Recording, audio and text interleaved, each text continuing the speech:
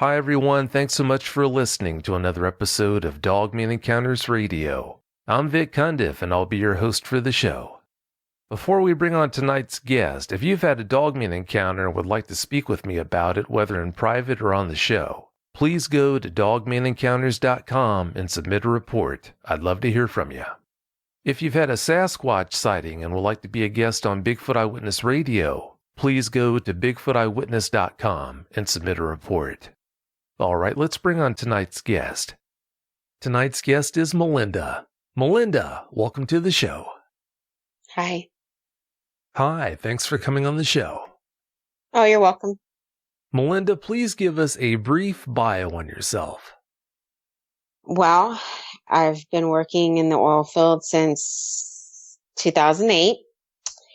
I am from Texas, originally born and raised Houstonian, and got both my degrees here in Houston. And I contact you just because I had this experience, and it has to do with my job and working with the oil field. Because of the work you do, Melinda, you're required to work in remote areas, obviously. Do you ever have to work in those remote areas alone? Most of the time, yes. I am traveling by myself, or I have my dogs with me. I did travel for a long period of time with my pit bull. Then I added a Weimaraner, and now I just travel with another pit bull. It was new to the game, so to speak. But we do not work alone necessarily on the rigs. There's a crew there, but the places that we work are, desolate, in the forest or in the desert, in the mountains, and pretty removed sometimes from people in general. You're out there with the wildlife. Oh, I'm sure you are. Yeah, I don't doubt that. How has your encounter affected your ability to work alone in remote areas? I'm still pretty good at it. I think I worry more about rattlesnakes and getting stuck in mud. It's that particular area where I had my encounter. If I have to go out there, then I get a little nervous, especially if it's at night or, I don't have my dog with me. But I think you can be nervous anywhere, especially if you're alone somewhere, there's no cell phone signal. But, I just move forward and I just do my job and do what they pay me to do. Yeah, that's all you can do. You have to work. So, yeah, life does go on. You say there are parts of Louisiana and Mississippi where you won't go into the woods alone. Please expand on that for us. I just think there's parts that are very rural, and if you go in there, the wildlife and not just the wildlife, but the terrain can be dangerous for people. I don't recommend people trotting through the swamps by themselves or through the forest looking for trouble. It can easily just find you on its own. You don't need to go necessarily looking for it. And it is remote, and you can get lost very easily. It is, you don't want to be stuck out there with or without dogmen. Yeah, being stuck in areas like that, that's not good. You joined the Army in 2010, which was 2 years after you had your encounter. You say that because of your encounter, a lot of things you had to do in the Army were actually easier than they would have been if you wouldn't have had that encounter. What more can you tell us about that? I think most of it is just the oil field in general is a hard life, and you have to be pretty mentally tough to endure it. You have to be tough to endure the time away from your family, the time away from your friends, not having much of a life on your own, and just the stuff that you can come across, not just things like cryptids, but also just situations that you're going to be beyond your control, and having situational awareness. So by the time I entered the military, it was, it by no means is the Army easy, but it's not, it wasn't as hard as I think as some people thought it was, considering, you're sleeping on rigs or you're sleeping in your truck and you're having to, live out of a bag year round. You're pretty well taken care of in the United States military if you have a roof over your head and 3 meals a day and somebody's giving you clothes. Yeah, it could definitely be worse. And I don't think anyone's going to ever say that being in the Army could be easy. I'm sure it is quite the challenge. You grew up in a house that you say was haunted. Do you think that might have prepared you in any way for your encounter? Well, the house that was haunted, we would only visit it on the weekends. And I think having those encounters early on in my childhood, I think it prepares you and lets you know early on, there are things out there that you're not going to necessarily be able to explain. Not everything is tangible in that sense. And not everything is physically tangible, and not everything sometimes is mentally tangible. There are things out there that we're going to encounter, experience in our lives that maybe we can't all explain. So when I saw the Dogman, but beyond the shock and fear, there's that thing in me that said, this is real. You know, it wasn't like in my mind, I started to immediately doubt it. Like, oh, this is some guy dressed up in a, huge dog suit or, a wolfman suit. No, I knew what I was looking at. Yeah, it's really hard to mistake that. And speaking of looking at scary things, from what I understand, you say you saw the devil when you were a kid. How did seeing the devil compare to seeing that Dogman? I'd rather see the Dogman again. Wow, talk us through that. It just is. I mean, if you had to encounter a malevolency on that level, you would rather see the Dogman again. Because the Dogman, to me, if you see them here on this plane, on this, on Earth, it's tangible. They're living in the woods, they're living in your sewers or wherever they go. They're not necessarily going to follow you home. So when you encounter spirits and you encounter things that are malevolent, it's much more frightening because there definitely is no control of that space. And, they're coming for you. You know what I mean? They're entering your space, where I think with the Dogmen, whether you enter their space or they enter your space, at least you can separate yourself in that physical space. If that makes any sense. That does make sense.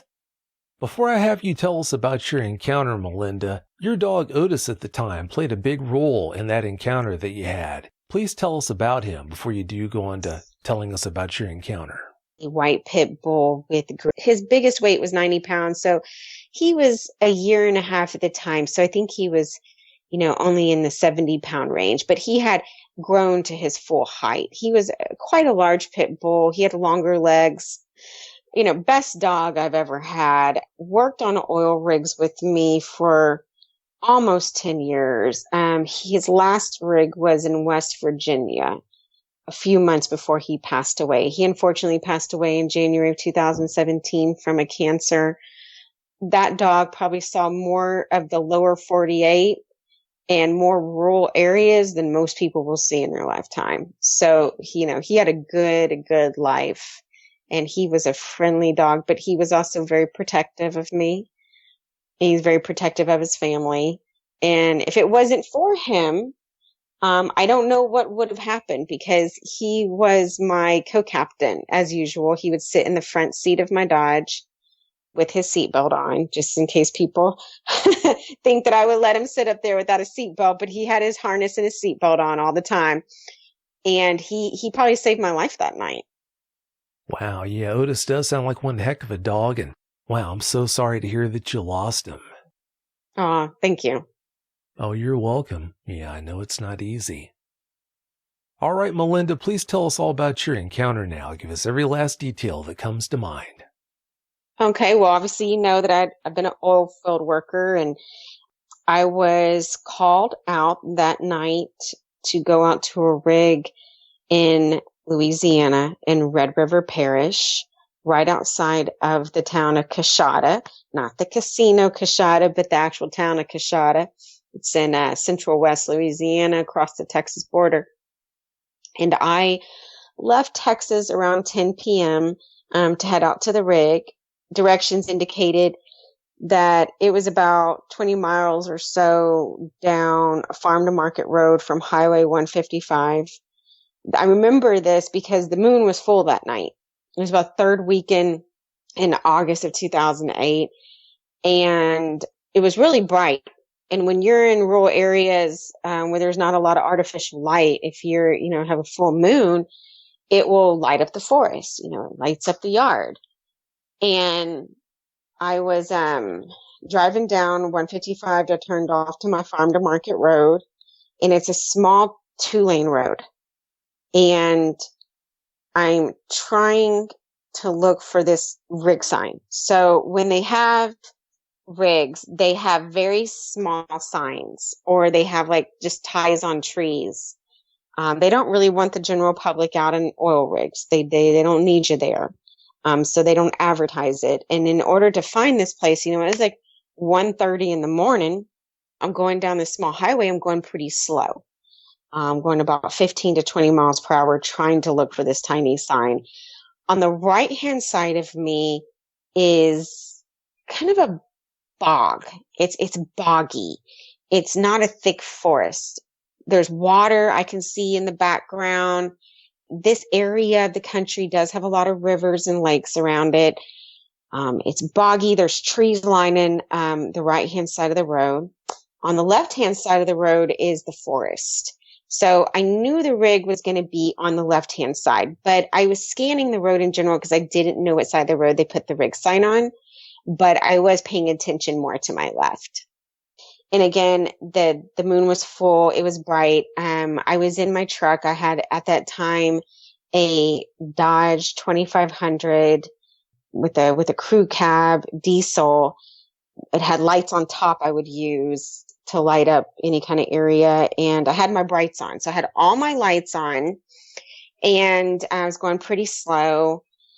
So we're driving down, and I'm talking to Otis, as I usually would. It's late, you're trying to stay awake. I had turned the radio off. I'm looking for it. I was just talking to him like I usually would, like, hey, do you see the rig sign? You want to sit up for mommy? Get up in your seat, look around. And he was sitting up in his seat when I noticed that he had started growling. And it started out kind of as a low growl, and the hair started bristling up on his back. I wasn't really paying attention too much. I kind of went to the side of my eye, and I was like, will growl at things, deer or, a coon or possum or something like that. And then he started to growl even more, and it became more aggressive. And so I knew something was wrong, and I knew I was like, okay, well, what is he looking at? And again, I'm going very, very slow, and I look ahead of me, and I see this thing on the right-hand side of the road, remember, which is where it was more boggy, and it's hunched on the ground like in a squat.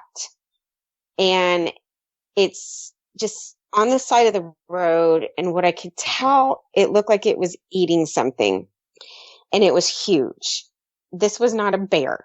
I know what bears look like. I've encountered bears. This is not a bear. This thing was massive. This is the one thing I'll never forget is the size of its back. It had an enormous back. It was very long and very broad and very big shoulders and a large neck. And it was covered in gray hair, just this long, thick gray hair. And I could see its ears, and they were pointy, and it was tearing at something and moving its head from side, partly because you're so shocked you're looking at this, and it's shock and fear. But also I don't know what this thing was. At that point, Otis became very agitated and fearful. He had gotten out of his seat and put his front 2 paws on my dashboard and was barking in the loudest bark that he could muster up. And when he barked, it was a very loud pit bull bark. It wasn't this, it wasn't it was a get away from me, and my mom bark. And again, I have my brights on this creature, and my diesel engine's going, and I have a dog barking, and I'm just sitting there in my seat, and it's more of a paralyzing fear. My fingers were grasped around my steering wheel, my knuckles were white, and I couldn't move. It was even bothered by the noise and the lights. It just kept eating. And it just was so enthralled in what it was eating. Now, I could not see its face at this point. Its back was turned to me. I got a very good, clear view of the hair and the back of the head and the massive neck. And I was just, the feeling that came over me at that time was, whatever this is, it is supernatural. It gave me a feeling like the presence of evil, which I have felt, yes, in the past with my paranormal encounters, that something, you're in the presence of something. And I just sat there staring at it. The Dogman was about 6 yards from the front of my truck on the right-hand side of the road. It finally realized that there was a big truck behind it, and a dog barking and bright lights on it. I think that was the scariest part, because this wasn't a shadowy figure 50 yards away from me that I could feel stalking me. This wasn't shadowy at all. Here we have this creature in front of me and there's giant lights on it. I mean, it might as well just been on a stage with a spotlight. It stopped what it was doing, and it felt like it sat there for an entire minute. And this, I think, was the scariest part for me, because, you know, you don't know what this thing is going to do. You know, it just stopped. It raised its head. It still had its back to me, but I could tell it wasn't bending over whatever the carcass was on the road. I'm assuming what it was eating. And it just kind of, you know, pulled its head up. And then I could see just the massive size of its shoulders and back, which I will never forget. And it sat there for a second, you know, like it felt like a minute.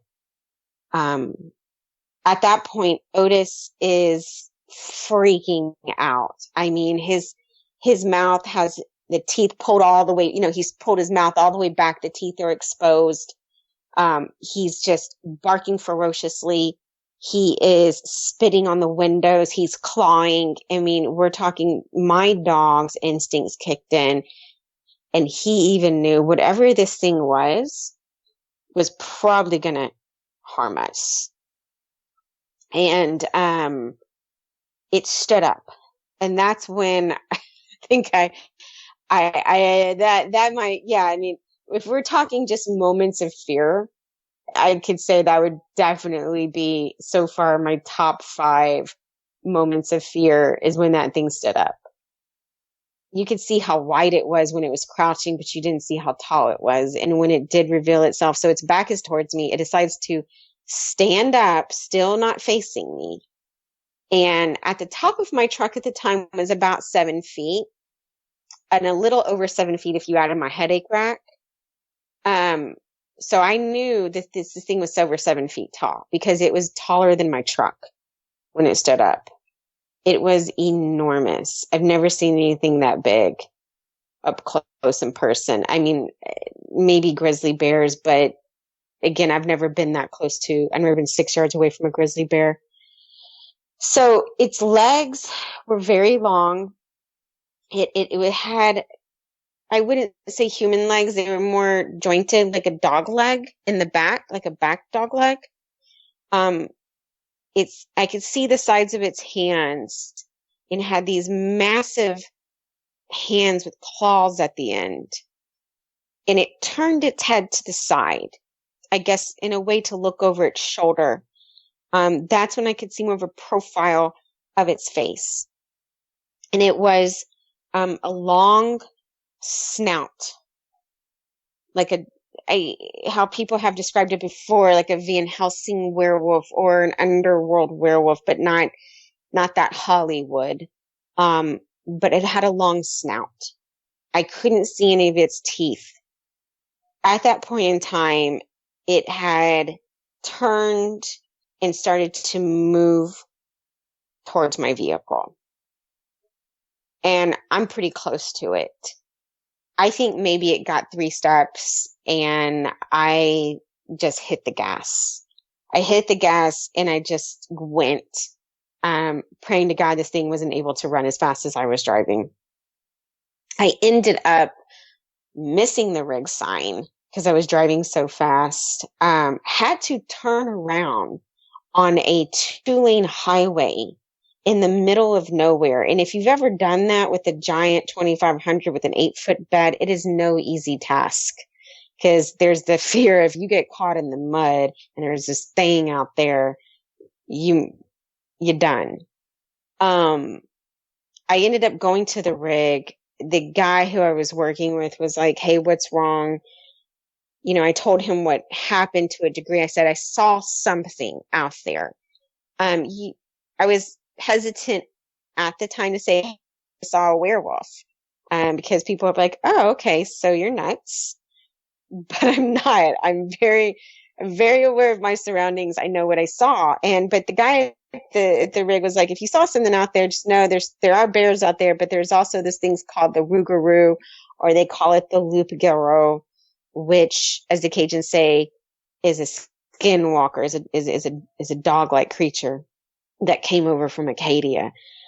Whatever it was at that point in time, I had called my mother after I was done at the rig, and I was like, "Mama, I think I saw a werewolf, and I have to go back down the same highway I came in where this thing is at." And she's like, "Are you sure?" I'm like, "Well, yes, I'm sure. I'm sober. I have coffee. You have adrenaline. You're not tired." And I ended up going down that highway. I drove pretty fast back to the main highway. And because it was so late, I wasn't able to drive back home that night. I ended up sleeping in my truck outside in the parking lot of the local truck stop there in Coshada. It was what I call a very short nap. And at first light, I ended up coming back home. How far was the Dogman from the rig you're heading for? I wish I could recall the exact distance. It was on the same road, the same farm to market road, which I remember the farm to market road I was on. It was on the same road. So I probably a mile or two down the road. So the Dogman was on the right and the rig was on the left, just like a mile or two away.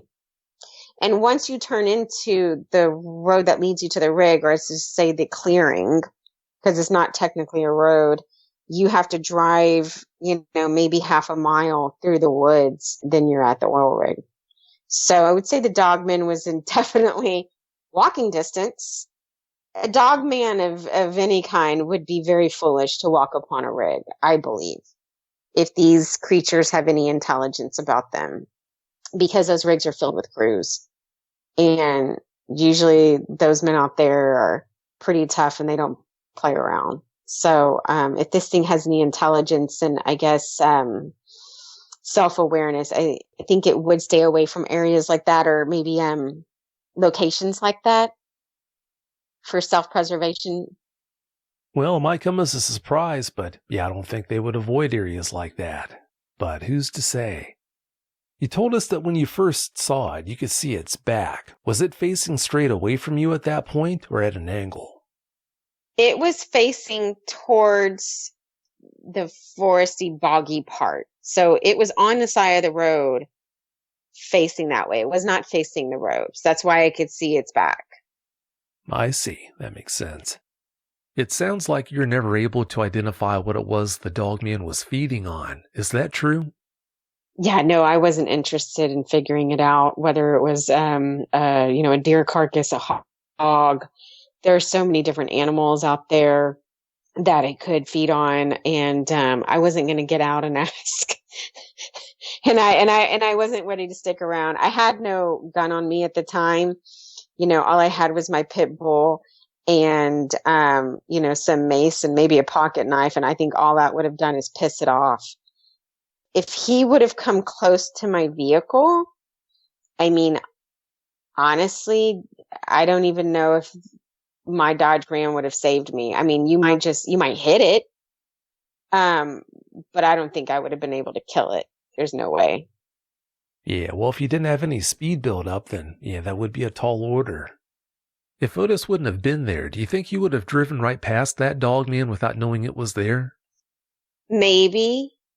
I think Otis had the type of situational awareness that I just didn't have at that moment. Otis made it very, Otis was, hey, that is something bad, and I'm warning you about it. I think I might have driven past it, or I might have stopped right next to it. I mean, honestly, I cannot guess what the motivation of the dog man would have been if he would have seen me in that truck. I don't know. I kind of feel fortunate that I have seen one. It is something that, is special in a way. But I wouldn't necessarily go looking for it again. I'll just leave those creatures alone. And I'm out in the woods quite a bit because of my job. Now that I know that they're out there, it's definitely something I'll never forget. I am aware of. Apparently there are sightings all over the United States. So it's not going to be one particular area. You just have to have your situational awareness on, especially if you work in the field, any kind of job where it's, you're an electrician or you're an oil field worker, that these things are out there. If you have cattle, and I don't think they're that afraid of humans. From what I understand, your grandmother had a dogman encounter of her own also. What can you tell us about her encounter? Yeah, so this was interesting. And now I've known about this all my life. My grandmother passed away in 2000. She was 10 years old at the time when this happened, and not too far away from where I was in Louisiana. It was on the other side of the state. It actually was right on the border of Mississippi. There's a place right across the Pearl River called Crossroads, Mississippi, which I know sounds fitting because it sounds like a John Grisham novel or a place you'd meet the devil. But they have a local legend. They would call it the Tanny Bogus. And they would say when it would howl, it sounded like a woman screaming. So my great-grandmother had told her after dinner, I want you to go outside and I want you to go down to the garden, which was in the back of the house, quite a distance. And I wouldn't say it was, I was never there, but my dad said it was no more than, a quarter of a mile. She went down there to get a watermelon for after dinner. And she said at the time she could feel something watching her. And she went down to the garden, she picked up her watermelon, and then as she was in the garden, she heard something in the grass. And she looked around, there was nothing there. She turned around, and as she was walking, she heard it scream. And she said it sounded like a howl, but it also sounded like a woman screaming. And she began to walk, and then she could hear this thing stalking her, and it was behind her. And she eventually did drop the watermelon and just took off in a full run for the house. And as she would run, it would run. So it was pacing her pretty well. When she ran into the back door, which had a screen door. The screen door slammed behind her, and she shut the door and she locked it. And as soon as she shut the wooden door, whatever it was, the dogman, I'm assuming, because it ripped the screen door to shreds. There were claw marks in that screen door. Even when she told me that story before she passed away, she could still see how it had scared her. This was when people tell you stories that give them a fright like that, there's always a visceral reaction in their face. They can physically go back to that moment. And it's kind of wasn't like super close to where I was, but close enough. These areas are rural. There wasn't a whole lot of people living out there in 1927. And if it was, I'm just glad it didn't get her, because I probably wouldn't be here. But it's unusual that we both had this. So, something that's uncommon might be a little bit more common than I thought. Yeah, unfortunately, they are a lot more common than most people think. You spoke with a man from Louisiana who has a deer lease who told you something that surprised you. What did he say? I have a customer who I visit in southern Louisiana that we do oil field work for, who has a deer lease near the area of Red River Parish. It's a couple parishes over, and he said he's seen tracks out there, and it would not be a surprise to him if there were dogmen out there. And I think he referred more to seeing a Sasquatch than a dogman. I don't know if somebody didn't know what they were looking at, if they would be able to tell the difference. If they see it, far away because of the massive size of these things. But he has seen tracks out there. Well, it might come as a surprise to most people, but yeah, if there's any woods of an appreciable size and there's a good amount of game in those woods, then yeah, I think there's a good chance you might have a dogman or two lurking out there. Driving as much as you do, Melinda, do you still spend a lot of time staring into the woods as you're driving by? I mean, when you are an oilfield worker, and especially if you have to drive as much as I do, it's situational awareness. So yeah, I have to pay attention, unfortunately, to the sides of the road constantly. It's more for when the deer want to play a game of chicken with you. But I'm constantly paying attention on the sides of the road. I have to, just for my own safety. Anytime I get into an area, if you're looking, you're trying to find an oil rig, that you've been called out to, there's certain parts of the country where there's just heavy forest. And you really have to be careful out there. But yeah, that's always kind of in the back of my head. Just, this is where you're at, and you're in their living room. This is where they live. You have to be situationally aware. They're not invading your space. You're invading their space. And, anywhere I work where there's forest, whether it's, Mississippi, Louisiana, West Virginia, I know they've been seen everywhere, but it's those thick, dense forests that, these things could see you and you wouldn't necessarily see them. Oh, sure. Yeah, I'm sure that happens all the time. But, well, as you know, most people who work in and around the woods or spend any time in or around the woods for that matter, for the most part, they're totally unaware of their surroundings and what's going on. So, yeah, I mean, it wouldn't surprise me if more times than you could shake a stick at, either a Sasquatch or a dogman might be out there watching them. Well, it's about time for us to get out of here. But before we do you have any closing comments you'd like to share? My advice is stick to the trails if you're a novice. Carry your weapon. Be situationally aware of your surroundings. Take your dog. People who are hunters even come across stuff, especially in Texas. We have things out here that will kill you, whether it's cougars or boars or snakes. Not to add on top of dogmen, but, stick to the trails. That's all I have to say. You do not want to get lost in the woods.